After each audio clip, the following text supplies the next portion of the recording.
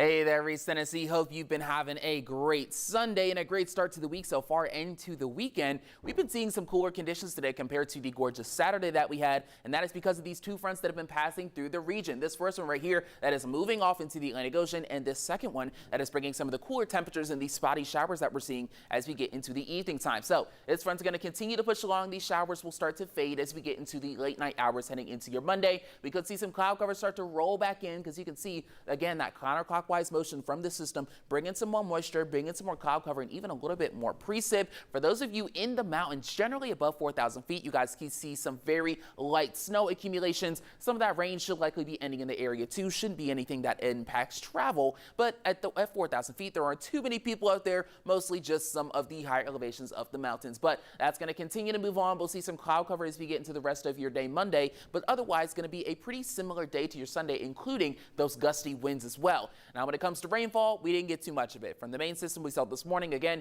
you can track that moisture all the way up the eastern seaboard, and then right here in East Tennessee, you can actually see a bit of a mix. Some of the rain that we get from the front that's passing right now, and then this is the rain from that first system that came in this morning. But now we're just seeing cool air sink into the region because of that secondary cold front, and it's going to be bringing us back down pretty far down below average into the lower 60s like we've been seeing today on your Sunday and even a little bit of this past week. But with all these dips in temperatures, we've been talking a lot about the little winters as we get into the springtime. We've been passing the locust winter, and now it seems like we're heading into blackberry winter, despite May only starting tomorrow. But a lot of people are saying that their blackberries are already blooming, which sounds amazing, sounds delicious, to be completely honest with you. So we still have a blackberry winter, which we're in right now, also bridges winter, which some of you guys had quite heard of. I believe a lot of people called it another name, whippoorwill winter. So that's something to keep an eye out for as we get towards May. There's something that we will see as we get through each moment. But when we look at the jet stream, this is the low pressure system that brought on these cooler temperatures. As that moves out of the way as we get over the coming days, we're now going to see high pressure start to take over, especially as we get closer to the weekend. It's going to take a while for it to build up and for that system to move out of the way.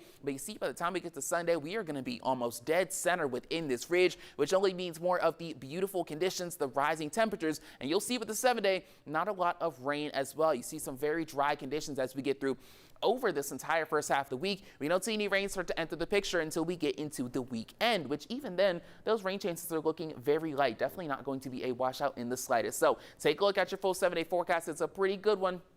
Starting out on a low note in the 60s, jumping to the 70s by your Thursday. And when you look at the whole picture, we just keep rising up and up and up to 78 degrees by the time we hit your Sunday. It is going to be a gorgeous week.